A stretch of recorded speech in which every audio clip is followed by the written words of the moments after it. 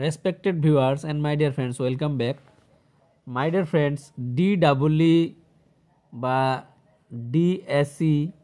মানে ইয়াতে হচ্ছে টেট আর ইয়াতে টেট কাম রিক্রুটমেন্ট টেস্ট এই বিষয়ে মানে শিক্ষক নিযুক্তি সম্পর্কে বা এডিআরই ইত্যাদি সম্পর্কে মুখ্যমন্ত্রী ডাঙৰীয়াই কি মন্তব্য দিছে লগতে আপোনালোকৰ ইম্পৰ্টেণ্ট কোৱেশ্চন আলোচনা কৰিম এই ভিডিঅ'ৰ যোগেদি গতিকে ভিডিঅ'টো শেষলৈকে চাব and one request to you চেনেলত নতুন হ'লে ছাবস্ক্ৰাইব কৰি দিব so let's start the video' my dear friends DEE যেটো ভেকেন্সি হৈ আছে বা DSE আৰু আদ্ৰেৰ DEE এডভাৰটাইজমেণ্ট হৈছে আদ্ৰে এডভাৰটাইজমেণ্ট হৈছে DSE এডভাৰটাইজমেণ্ট হৈছে ইয়াত টেট কাম ৰিক্ৰুটমেণ্ট যোগেদি মানে ই হ'ব আৰ ইয়াৰ হব আদ্ৰে পৰীক্ষাৰ যোগেদি গতিকে এই তিনিওটা পদ্ধতিত মুখ্যমন্ত্ৰী ডাঙৰীয়া কৈছে যে কালিৰ এইটো এই আছিল সাক্ষাৎকাৰ আছিল যে স্বচ্ছ আৰু নিকা পদ্ধতিত সকলোখিনি নিযুক্তি হ'ব এইখিনি দেখাতে আশ্বাস দিছে আৰু লগতে কৈছে যে অতি সোনকালেই মানে 10th মে আৰ কি 10th মেৰ আগত আপোনালোকে নিজেই জানে যে 10th মেৰ আগত গোটেইখিনি প্ৰচেছ ক্লিয়াৰ কৰিব এপইণ্টমেণ্ট দিব কিন্তু মেইন কথাটো হৈছে কি মানে আশ্বাস দিছে যে স্বচ্ছ আৰু নিকা আৰ কি মেৰিট বেচিছেই হ'ব তো যিকেন হওক এইটো আপোনালোকে হয়তো শুনিছে মই তথাপি কৈ দিলোঁ এতিয়া নেক্সট আলোচনা কৰিম টেট কাম ৰিক্ৰুটমেণ্ট টেষ্টৰ কাৰণে পেডাগজি কুৱেশ্যন এনচাৰ আলোচনা কৰি আছোঁ তো আজি পেডাগজি কুৱেশ্যন এনচাৰ আলোচনা কৰিম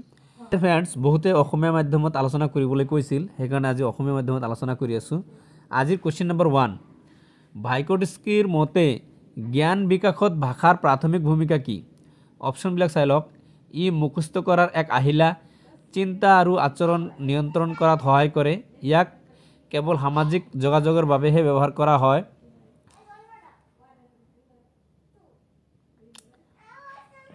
অপশ্যন নম্বৰ গ জ্ঞান শক্তিৰ বৃদ্ধিত ইয়াৰ কোনো বিশেষত্ব প্ৰভাৱ নপৰে ইয়াৰ শুদ্ধ উত্তৰ হৈছে অপশ্যন নম্বৰ খ চিন্তা আৰু আচৰণ নিয়ন্ত্ৰণ কৰাত সহায় কৰে Question number 2 Question number 2 কি কৈছে ভাইকোটস্কিৰ তত্ত্বত ব্যক্তিগত বাক্য ধাৰণা কি অপশ্যনবিলাক চাই লওক সামাজিক পৰিৱেশত আনৰ লগত উচ্চ স্বৰে কথা পতা নিজৰ চিন্তাধাৰাৰ পথ প্ৰদৰ্শনৰ উপায় হিচাপে নিজৰ লগত কথা পতা শিশু কেৱল শৈক্ষিক প্ৰেক্ষাপটত ভাষা ব্যৱহাৰ কৰা সমনীয়াৰ সৈতে যোগাযোগ কৰিবলৈ ব্যৱহাৰ কৰা বাক্য আজি অসমীয়া মাধ্যমত কৰাৰ কাৰণ হৈছে বহুতে অসমীয়া মাধ্যমত কৰিবলৈ কৈছিল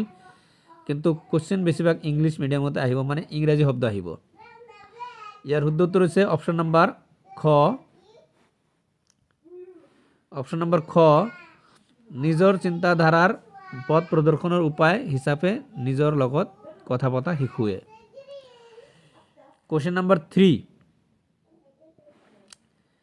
কোশ্চেন নম্বৰ 3 কি কৈছে ভাইকোটস্কে বিশ্বাস কৰিছিল যে জ্ঞানমূলক বিকাশৰ দ্বাৰা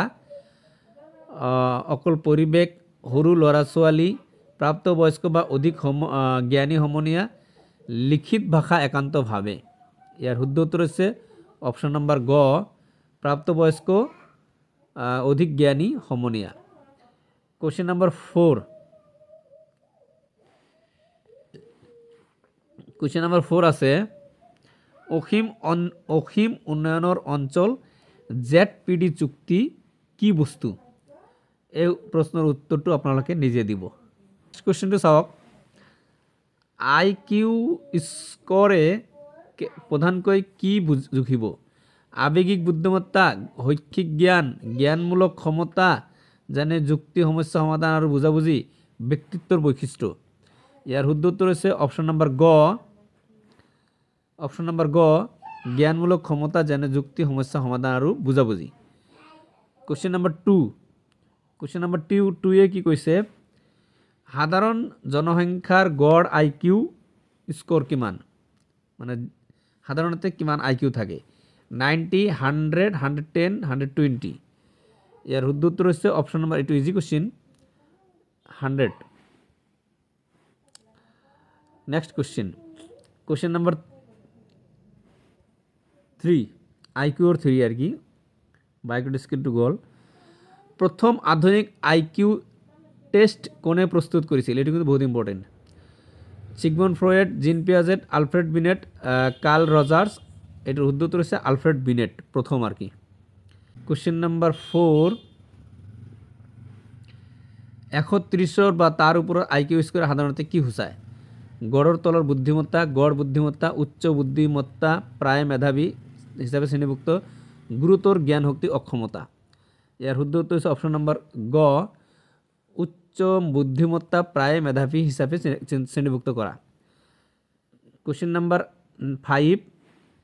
এটা হচ্ছে বুদ্ধিমত্তার 5 আর কি, আইকিউর তলর কোনটো সাধারণ আইকিউ পরীক্ষাত অন্তর্ভুক্ত নহয়? যুক্তিসঙ্গত যুক্তি, গাণিতিক সমস্যা সমাধান, সামাজিক বুঝাবুঝি আৰু সহানুভূতি,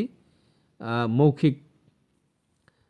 এই প্ৰশ্নৰ শুদ্ধ এনচাৰটো আপোনালোকে নিজে দিব আৰু আগৰটোৰ বায়োগ্ৰাফিক স্কিল থিওৰিৰ চতুৰ্থ কুৱেশ্যনৰ এনচাৰটো আপোনালোকে নিজে দিব কমেণ্ট ছেকশ্যনত। তো আজিৰ ভিডিঅ' মানে শেষ কৰিছোঁ। লাইক শ্বেয়াৰ ছাবস্ক্ৰাইব কৰি দিব। Thank you so' much.